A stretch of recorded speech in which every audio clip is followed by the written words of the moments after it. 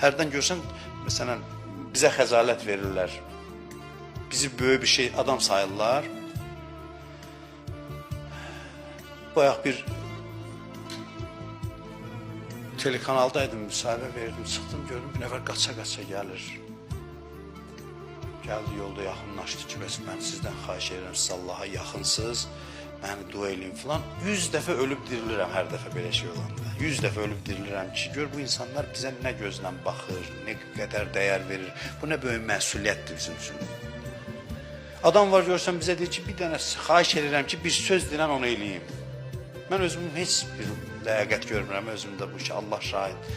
Amma nətərsə bir sevgi vardı ürəyimdə necəsə. O sevgidən xahiş elədim ki, deyib bir mənə bir söz dedi axırın, deyəcən heç vaxt deməmisən məsələn. İndi görün bir insan Peyğəmbəri tanısa, onun bizə sevgisinin şiddətini bilsə, məhəbbətini bilsə, rəhmətini bilsə, sonra deyəsən ki, Peyğəmbər namaz qılanları sevir. Onda namazla insan arasında bir aşiqanə münasibət yaranar.